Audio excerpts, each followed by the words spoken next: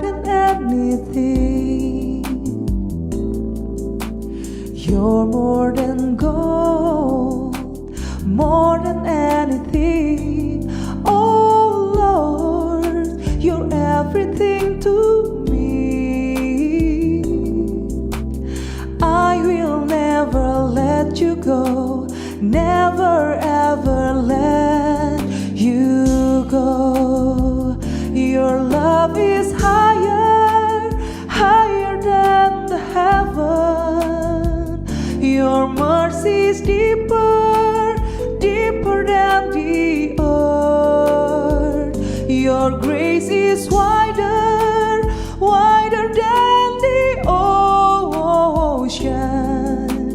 I will never let you go, never ever let you go. Your love is higher, higher than the heaven. Your mercy is deeper, deeper than the earth. Your grace is wider, wider than the ocean. I will never let you go, never ever let you.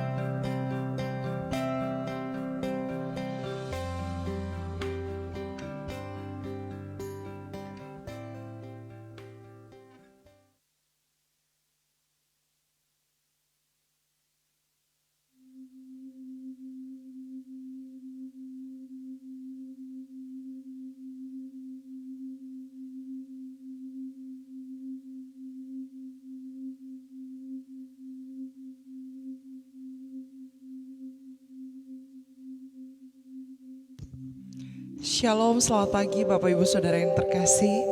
Pagi hari ini kita bersama-sama mengawali hari ini bersama dengan Tuhan. Dan biarlah sepanjang hari kita mau menyenangkan hati Tuhan. Haleluya.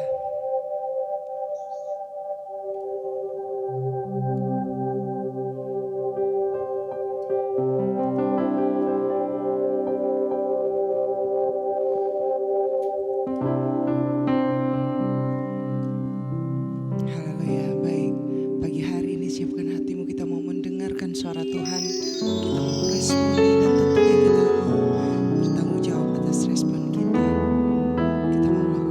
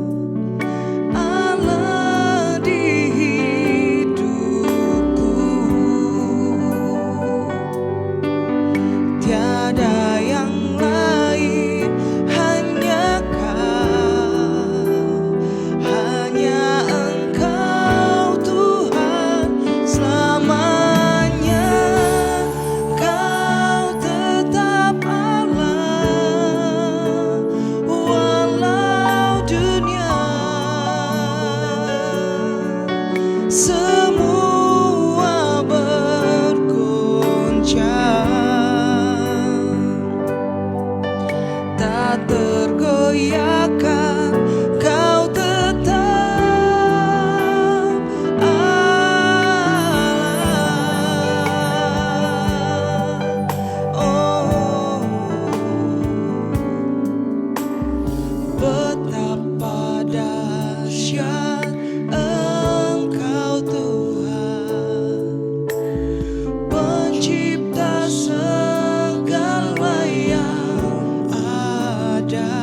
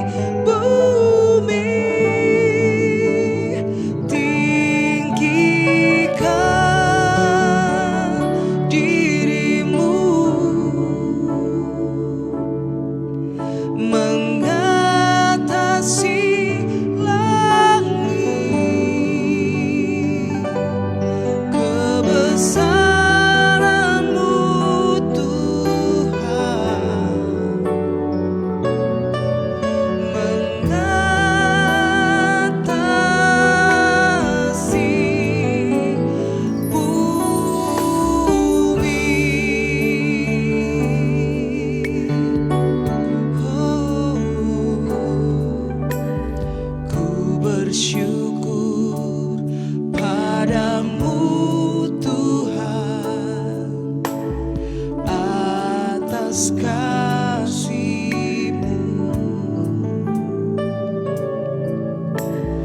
dan bermazmur bagi nama-Mu yang kudus.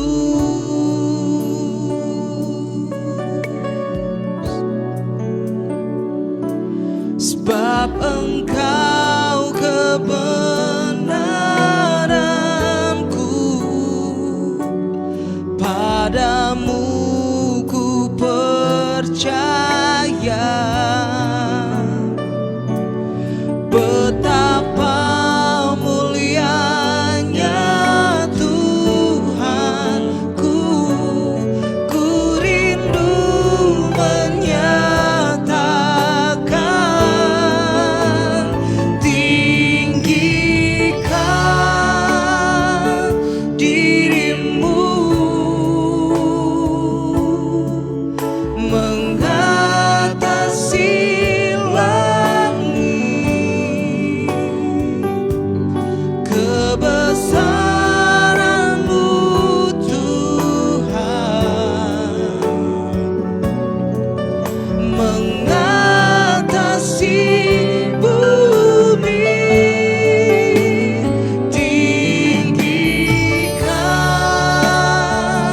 dirimu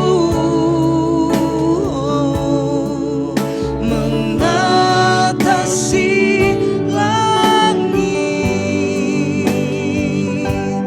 kemuliaan-Mu Tuhan mengatasi bumi.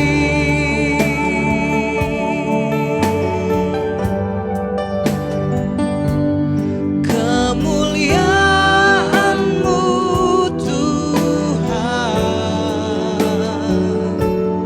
kemuliaan-Mu Tuhan mengatasi bumi.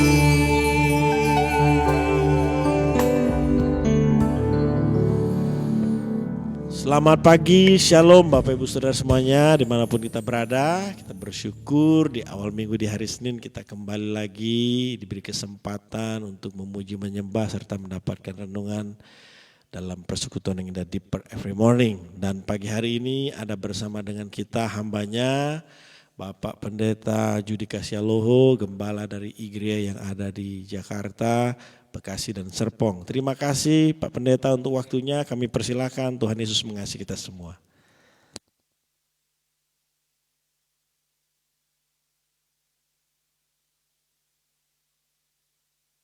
Hari ini kami bersyukur kepada Tuhan sebab Tuhan masih mau berbicara kepada kami, mengajar kami, menuntun kami ya Tuhan.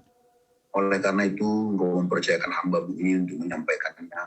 Biarlah Tuhan sendiri yang memimpin seluruh kehidupan hamba-Mu ini untuk boleh membagikan kebenaran. Sehingga hanya kebenaran Tuhanlah yang kami terima ya Tuhan. Terpujilah nama-Mu, sampaikanlah Tuhan, ajarlah Tuhan. Kami akan mendengarkan dan mengikuti pengajaran. Di dalam nama Tuhan Yesus Kristus kami berdoa. Amin. Baik, selamat pagi. Mari kita mulai dari 2 Petrus pasal pertama. Ya, kita sama-sama membuka Alkitab kita dari 2 Petrus pasal pertama. Ayatnya yang ke-9, Bapak Ibu yang kasih. Mari kita membaca bersama-sama 2 Petrus pasalnya yang pertama ayat 9 ya. 2 Petrus pasal pertama ayatnya yang 9. Kita baca sama-sama 1, 2 ya. Tetapi barang siapa tidak memiliki semuanya itu, ia menjadi buta dan picik karena ia lupa bahwa dosa-dosanya yang dahulu telah dihapus. Bapak Ibu yang dikasihi Tuhan Yesus Kristus, kita memperhatikan ya, bahwa tetapi barang siapa tidak memiliki semuanya itu yang mana? Tentu kita harus memperhatikan dari ayatnya yang pertama ya, dari ayat yang pertama nanti kita akan perhatikan. Jadi saya mengajak kita untuk memulai dari kalimatnya yang kedua, yaitu ia menjadi buta dan picik. Ia menjadi buta dan picik. Kata menjadi berarti sebelumnya belum kan? Kalau dikatakan ia menjadi buta berarti sebelumnya ia tidak buta. Kan gitu. Ia menjadi picik berarti sebelumnya ia tidak picik. Jadi dari apa yang Pak Petrus sampaikan ini, saudaraku, hendak mau mengatakan kepada kita bahwa orang Kristen bisa loh hari ini buta, sebelumnya sekarang sekarang ini buta, sebelumnya dia tidak buta. Ya, buta yang dimaksud di sini tentu buta rohani, saudara yang dikasih Tuhan. Ya, dulu dia tidak buta rohani, sekarang jadi buta rohani. Dia dulu tidak picik, sekarang jadi picik. Nah, orang Kristen bisa mengalami itu. Bisa mengalami itu, saudaraku. Maksudnya apa?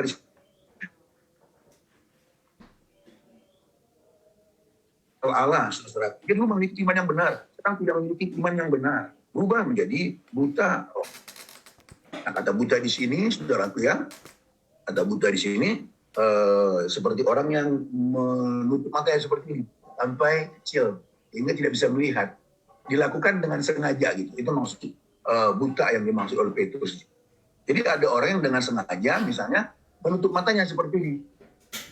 Nah, jadi terjadi kebutaan ini, saudaraku, karena orang Kristen dengan sengaja menutup mata rohaninya, sehingga ia tidak bisa melihat lagi, tidak memiliki cara pandang rohani, tidak memiliki cara pandang iman yang benar, saudara-saudara yang dikasihi Tuhan. Nah, dua kata di situ kita perhatikan buta, ya, buta dan picik. Jadi picik ini menjelaskan buta. Ya, dia menjadi buta karena picik. Gitu. Jadi buta dan picik ini kita buat menjadi satu pengertian. Jadi picik ini menjelaskan tentang kebutaan ini. Jadi picik di situ kalau Bapak Ibu misalnya membuka dalam bahasa Inggrisnya langsung memiliki makna kita dikatakan begini, near sight. Jadi cara pandang yang pendek gitu. Jadi wawasannya nggak luas, saudara komunikasi. Jadi orang picik itu adalah dia tidak memiliki cara pandang jauh ke depan. Kalau kita memperhatikan di dalam Petrus ini ya, di ayat 11 dikatakan bicara soal kerajaan kekal Tuhan. Dia tak mampu memandang ke depan, jauh kepada kerajaan kekal. Mereka hanya memperhatikan yang di depannya aja ini. Nah, kalau saya tafsirkan ini maksudnya apa? Jadi orang yang picik itu adalah yang cara pandangnya itu hanya yang di depannya aja, apa yang terlihat dengan dia, yaitu hal-hal yang bersifat sementara. Jadi fokus hidupnya hanya kepada hal yang bersifat sementara. Apa itu yang bersifat sementara? Bagi dua. Yang pertama, yang kurang enak gitu lah. Yang kedua, yang menyenangkan. Ya, yang enak, kalau pakai kata enak. Yang tidak menyenangkan itu apa? Ya, dihina, yang nggak enak lah ya. Tapi bukan berarti kita nggak bisa bahagia walaupun dihina. Tapi jujur, yang nggak enak sih. Kita dibully orang, dikhianati, disakiti, diselingkuhi, ya nggak punya uang berkepanjangan, nggak enak juga lah. Tapi bukan berarti nggak bahagia ya. Jangan salah juga Bapak Ibu ya. Kalau orang jadi miskin itu kok kita nggak bahagia. Yang saya maksud miskin itu nggak enak ya, itu nggak enak juga sih. Miskin berkepanjangan, gitu, berkekurangan, mau kontrak rumah, mau begini, mau makan, dan sebagainya, ya kan nggak enak. Tapi bukan berarti kita nggak bisa bahagia. Nah bahagia itu ada di dalam sini. Bukan soal miskin atau nggak miskin kan. Nah, itu bersifat sementara.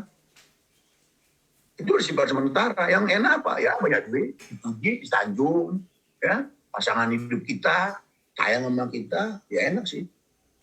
Tapi kalau bicara dalam dunia ini, yang kedua hal ini bersifat sementara. Nah fokus kita nggak boleh kepada yang dua ini mau enak kayak mau nggak enak. Kayak. Nah cara pandang seperti ini cara pandangnya apa near sight tadi itu melihatnya hanya jangkauannya hanya apa yang terlihat dekat dengan dia, nggak mampu melihat ke depan, jauh ke depan. Ini picik. Ini picik. Nah orang Kristen bisa mengalami ini. Makanya dikatakan tadi ia menjadi buta dan picik. Jadi sebelumnya orang Kristen bisa loh memiliki pengenalan Allah yang luar biasa, ya, melek rohaninya, tidak rabun rohani. Nih, berubah saudara yang dikasih Tuhan. Ya, dia bisa berubah. Nah, kalau kita memperhatikan lagi ayat itu, Bapak Ibu yang dikasih Tuhan, kenapa mereka buta dan picik? Ya, kalau kita memperhatikan kembali lagi ke 2 Petrus 1 ayat 9 tadi, saya bacakan lagi nama kita ya. Tetapi barang siapa tidak memiliki semuanya itu, ia menjadi buta dan picik. Karena apa? Karena ia lupa Nah ini dia. Akhirnya berubah. Orang Kristen yang tadinya terang matanya, imannya benar, memiliki pengenalan akan Allah yang baik, jadi buta dan picik karena ia lupa. Apa yang mereka lupakan? Yang mereka lupakan adalah bahwa dosa-dosanya yang dahulu telah dihapuskan. Ini bicara apa? Ini bicara Injil. Apa itu Injil? Injil itu kabar baik. Mereka melupakan Injil. Mereka melupakan kebenaran Injil. Mereka melupakan Injil kasih karunia itu. Ya, apa itu Injil? Kabar baik. Kabar baik tentang apa? Tentang Kristus. Tentang Kristus mengenai apa? Apa yang telah ia lakukan. Tuhan telah melakukan bagi kita. Ia telah membenarkan kita. Ia telah menyelamatkan kita. Ya pasti kita sudah sama-sama tahu kalau bicara keselamatan ya. Bisa bagi menjadi 3 dimensi kan. Yang pertama, pembenaran. Kita dibenarkan oleh Tuhan. Kita diselamatkan dari hukuman dosa. Harusnya kita yang berdosa. Tuhan selamatkan kita. Ya, Tuhan sedang menyelamatkan kita. Kan gitu ya. 3 dimensi itu. Masa lalu, sekarang, dan akan datang. Tuhan menyelamatkan kita dari apa? Dari kuasa dosa. Sebab masih ada cacat karakter dalam diri kita. Ya Tuhan menguduskan kita. Pengudusan. Yang kedua, Tuhan sedang menyelamatkan. Dan Tuhan akan menyelamatkan kita. Itu pemuliaan. Tuhan selamatkan kita sampai ketiadaan dosa. Nantilah di sorga itu ketiadaan dosa, saudara. Nah mereka lupa ini apa yang telah Tuhan lakukan bagi mereka. Bahwa Tuhan telah mengadopsi mereka. Tuhan telah mengadopsi kita menjadi anak-anaknya. Saudara. Itu satu status yang luar biasa. Apakah saudara tidak bangga? Kalau saudara nggak bangga atau biasa aja, nah itu yang bikin kita lupa. Kita suka menolak firman Tuhan. Tuhan bilang, aku telah mengangkat engkau menjadi anak-anak. Engkau yang percaya padaku, engkau adalah anak-anakku, pewaris kerajaanku. Nah kalau kita merenungkan ini, saudaraku, setiap hari. Ya, kalau saya pinjam satu judul buku, ya, judul bukunya begini. Menginjili hidup dan menghidupi Injil. Tuh. Jadi tiap hari kita mesti menginjili hidup kita, lalu menghidupi Injil. Nah kalau kita lakukan, kalau jemaat saat itu ya, melakukan, saudaraku, tentu tidak akan pernah buta dan picik. Karena mereka tidak pernah melupakan siapa dirinya. Mereka akan tetap mengenal siapa dirinya, bahwa dirinya adalah orang yang berdosa yang diselamatkan Tuhan, yang terus dikuduskan Tuhan sampai sempurna, sampai kita dipanggil ke Bapa. Itu pria Tuhan yang tidak boleh kita lupakan. Dan harus kita ingat setiap hari. Ya, makanya ada satu lagu bunyinya begini. Ingat kasihnya, ingat kebaikannya. Kebaikan apa? Ya bolehlah dulu Tuhan tolong kita. Punya hutang Tuhan lunaskan. Ya bolehlah. Itu kebaikan Tuhan ya. Kita minta sama Tuhan, Tuhan aku udah lama banget ingkar. Kalau boleh punya rumah sendiri, Tuhan kasih, puji Tuhan lah. Tuhan aku udah 5 tahun nikah, belum punya keturunan. Kira Tuhan buka kandungan istriku. Tuhan juga tolong saya sebagai suami. Tuhan kasih, puji Tuhan. Ingat kebaikannya oke. Itu oke, nggak salah saudara. Tapi menurut saya ingat kebaikan apa? Apa yang telah ia buat bagi kita dari kayu salib. Pengorbanannya, karena itu segala-galanya. Saudara. Itu mengubahkan status kita menjadi anak-anak Bapak Surgawi. Waris kerajaan surga itu. Saudara. Ini buat kita exciting harusnya. Nah makanya harus konsisten terus kita menginjili hidup kita ini. Nah, saudaraku yang dikasih Tuhan itu dikatakan tadi di ayat 9 kan, karena ia lupa bahwa dosa-dosanya yang dahulu telah dihapuskan. Jadi jangan sampai kita melupakan identitas kita. Sering sekali kita melupakan identitas kita dalam Kristus ini, saudaraku, karena panggilan mengejar kesuksesan, panggilan mau terhormat, banyaklah. Kayaknya hilang. Sehingga cara pandang kita makin hari makin kabur. Cara pandang kita makin hari jadi buta gitu. Jadi buta. Gitu. Hanya fokus pada yang bersifat sementara. Jadi picik jadi. Picik jadinya saudara-saudaraku yang dikasih. Nah, kita lanjut lagi ya. Karena waktu kita terbatas. Nah, kita buat lagi pertanyaannya misalnya. Mengapa sampai bisa lupa bahwa dosa-dosa mereka telah dihapuskan? Kenapa sampai mereka bisa lupa identitas mereka yang baru itu? Kenapa sampai mereka bisa lupa Injil itu, saudara yang terkasih? Nah, untuk menjawab ini, ya, saya mengajak kita untuk memperhatikannya dari ayat yang ketiga lah ya. Mulailah kita melihat. Karena dikatakan tadi, kalau engkau memiliki semuanya itu, maka kamu akan buta dan picik. Kamu akan buta dan picik. Nah, ini dia. Kita perhatikan dari ayat 3-nya. Karena dikatakan begini saudaraku, mereka membangun kekristenannya ya hanya konsep-konsep. Mereka tidak membangun hubungan dengan Tuhan ya. Sebuah relasi, kan bicara Kristen kan relasi. Relasi itu seperti apa dikatakan saudara? Itu dikatakan di ayat 3 begini. Karena kuasa ilahinya telah menganugerahkan kepada kita segala sesuatu yang berguna untuk hidup yang salah oleh pengenalan akan Dia. Nah, pengenalan akan Dia. Ini kan sebuah relasi yang harus terus dijaga oleh kita orang-orang percaya. Di ayat 3 dikatakan begini kepada jemaat yang di perantauan yang menderita itu, ya. Ini kan surat Petrus yang kedua ya. Dikatakan begini bahwa Tuhan itu telah menganugerahkan kepada kita untuk hidup saleh. Hidup saleh itu adalah suatu hal yang dikehendaki Tuhan. Di Tesalonika, Paulus mengatakan begitu ya. Inilah kehendak Allah bagimu, yaitu pengudusanmu. Nah, jadi untuk hidup kudus, untuk hidup saleh itu Tuhan menganugerahkan semuanya agar kita dicinta. Sarananya apa? Dikatakan oleh Petrus, yaitu melalui atau oleh pengenalan akan Dia. Pengenalan akan Dia. Jadi pengenalan akan Dia inilah sarana yang diberikan kepada kita. Atau inilah kuasa ilahinya. Jadi kalau kita mengenal Allah, ya, maka kita akan terus bertumbuh dalam kebenaran. Nah, pertanyaannya, apa itu pengenalan akan Allah? Mengenal Allah tentu ini bukan konsep-konsep kan. Jangan sampai kita ini semua kalau nggak salah ikut sekolah kan, ada sekolah ya.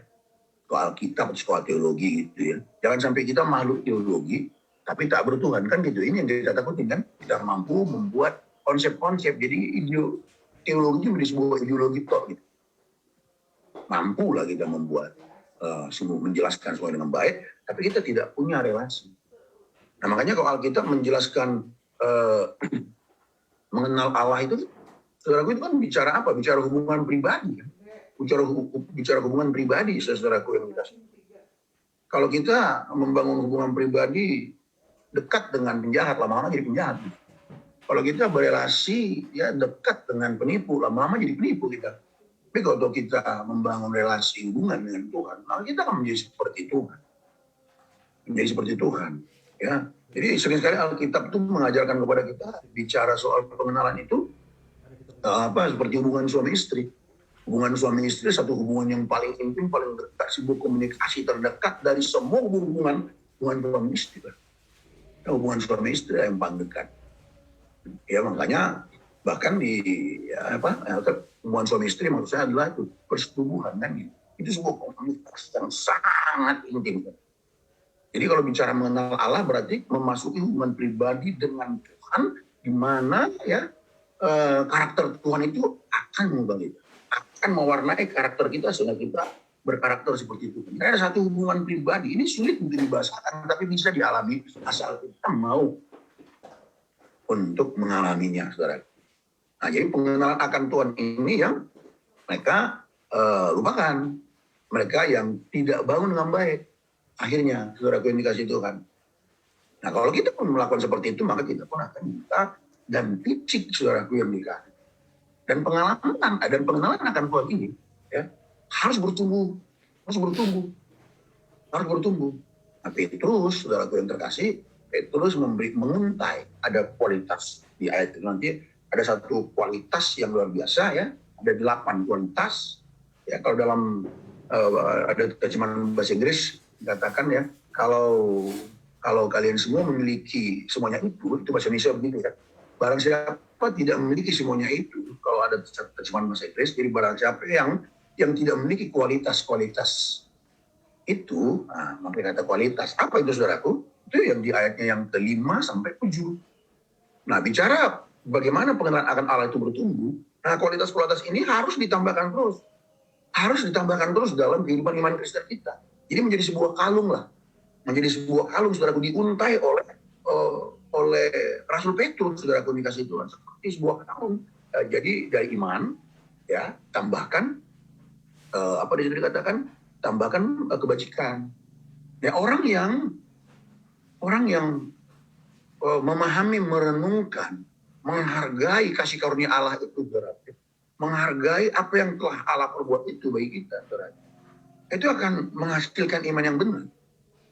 Nah, iman yang benar itu saudaraku yang dikasih Tuhan ya itu menghasilkan sesuatu yang luar biasa. Apa itu kebajikan? Kebajikan itu bicara soal perbuatan baik kan? Bukan sekedar perbuatan baik, tapi kebajikan. Ya, bicara soal kebaikan Bapak Ibu yang dikasih. Nanti saudara bisa temukan sendirilah, karena waktu kan tidak cukup kan. Tapi hanya saya mau menyampaikan, bicara pengenalan Allah itu harus bertumbuh. Nah, ini bisa kita buat menjadi indikator. Menjadi sebuah kalung, kita kalungkan pada kita, saudaraku. Kita kalungkan. Ya, kita kalungkan. Dari apa itu? Dari iman, terus kebajikan, terus tambahkan pengetahuan, penguasaan diri. Ya, penguasaan diri, ya menariklah kita perhatikan penguasaan diri ini apa, saudaraku. Apa yang tidak penguasaan diri ini, kita nggak mau diperbudak oleh apapun. Nggak mau diperbudak oleh apapun, nggak mau kita. Nggak mau kita diperbudak, itu penguasaan diri, saudara. Ya, ketekunan, kesalehan, kasih akan saudara, lalu terakhir tersambung lagi, yaitu kasih kepada semua orang. Nah, coba kita memperhatikan diri kita. Yang pertama, apa kita menghargai, apa kita melupakan kasih karunia Allah, melupakan Injil itu, melupakan apa yang telah Tuhan buat baik kita. Kalau kita menghargai itu, menenungkan semua, menancapkannya ke dalam hati kita, pasti kita akan menghasilkan apa? Iman kita menjadi iman yang benar, kita menjadi respon iman yang baik.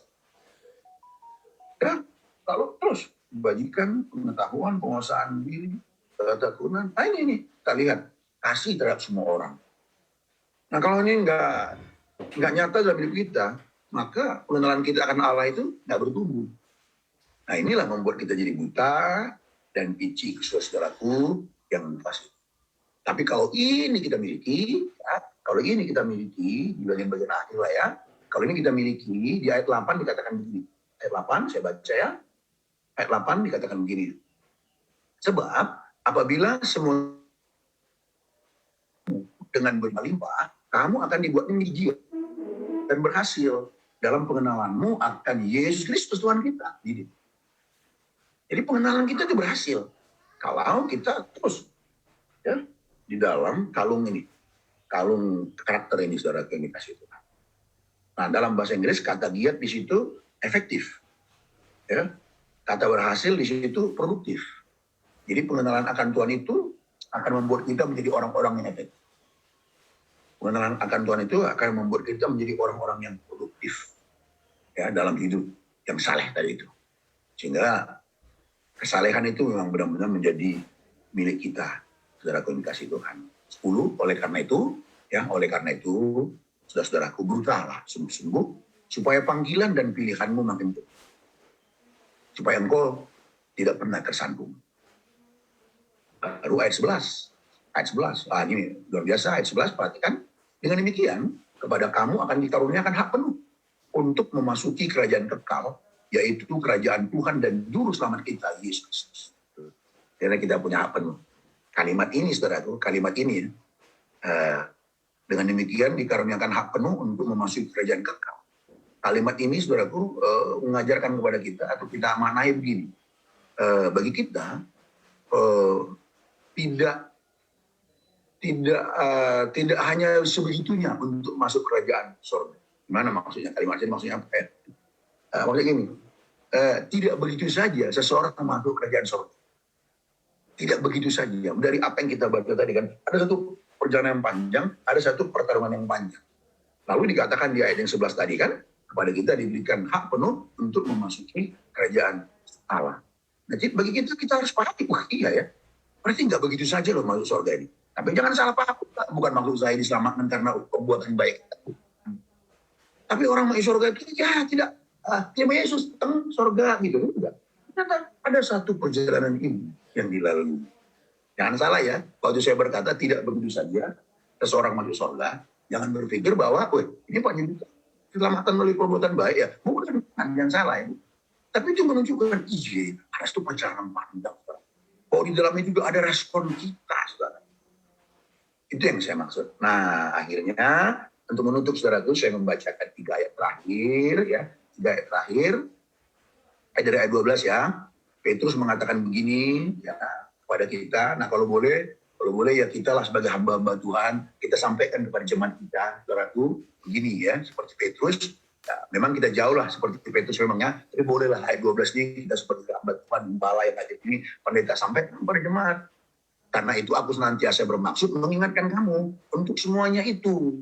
Yuk kita selalu mengingatkan jemaat. Kalau hari ini Tuhan gunakan saya untuk mengingatkan kita semua. ya, mengingatkan semua sekalipun kamu telah mengetahui. Kita udah tahu sih, menurut saya juga apa yang saya sampaikan tadi, Bapak Ibu udah tahu kok. Udah tahu semua, nggak mungkin nggak tahu.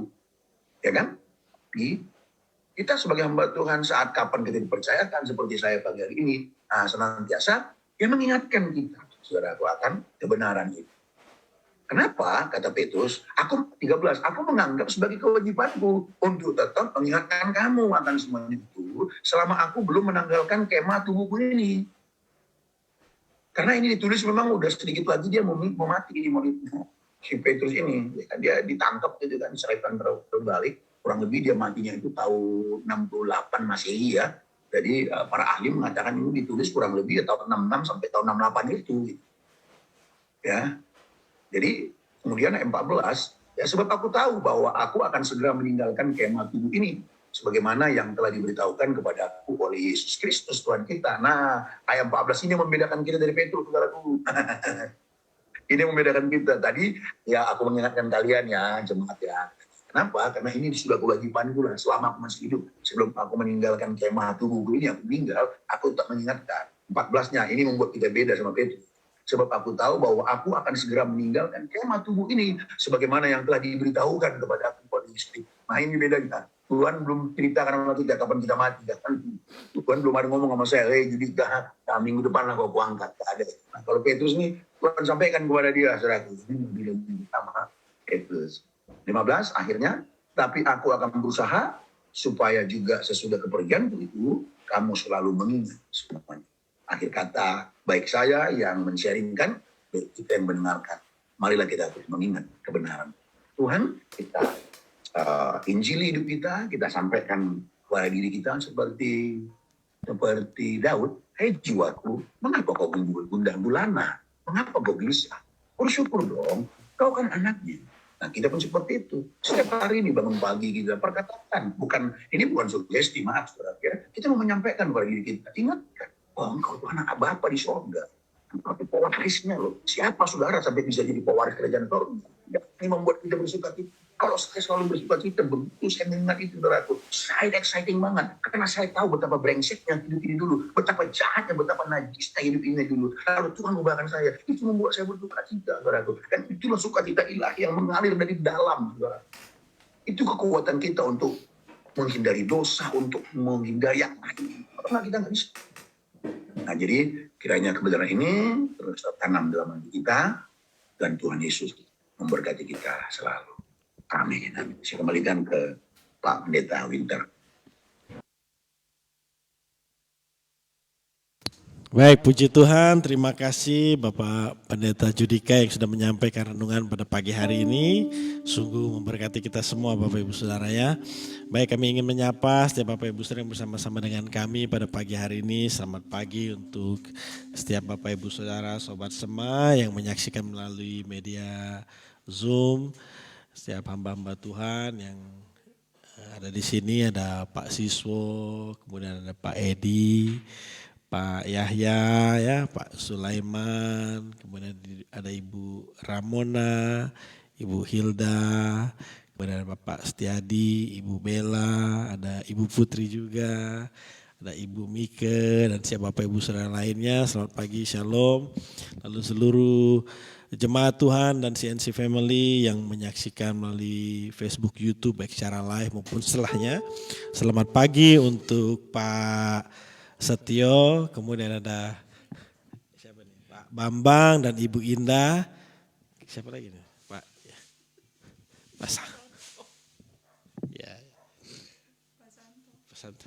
Pak Santo. Pak Arif ya dan Ibu sekeluarga, kemudian Pak Suranta dan siapa?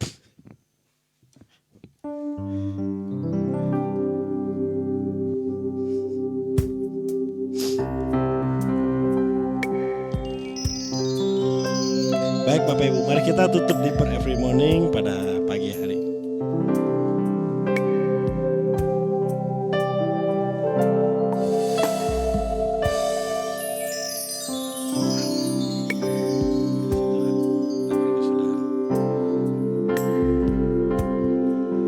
Kasih Tuhan tak berkesudahan.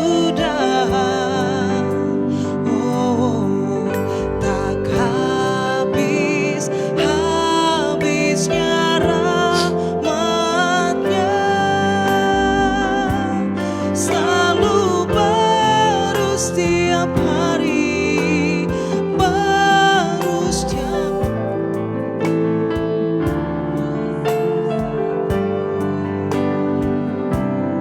Tuhan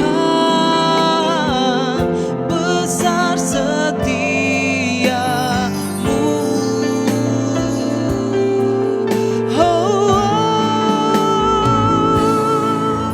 Kasih Tuhan tak berkesudahan, tak habisnya rahmat-Nya, selalu baru setiap hari, baru setiap hari, besar setiamu Tuhan, besar setiamu Tuhan, besar setiamu.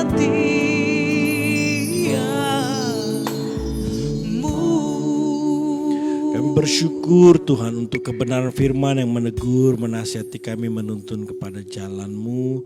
Biarlah melalui kebenaran ini kami diingatkan sebagai orang percaya setiap hari kami mengalami pertumbuhan iman, pertumbuhan karakter, sehingga kami menjadi murid-murid Tuhan, anak-anak Tuhan yang sungguh-sungguh takut akan Tuhan, yang sungguh-sungguh memuliakan Tuhan. Terima kasih untuk Bapak Pendeta Judika yang sedang Kau pakai pada pagi hari ini. Biarlah Tuhan senantiasa memberkati menyertai hamba-Mu ini dimanapun berada, baik dalam kehidupan pribadi, dalam pengembalaan, pelayanan, pekerjaan, melalui seluruh kehidupannya. Nama Tuhan saja dimuliakan. Terima kasih untuk hari yang baru yang Kau sediakan bagi kami.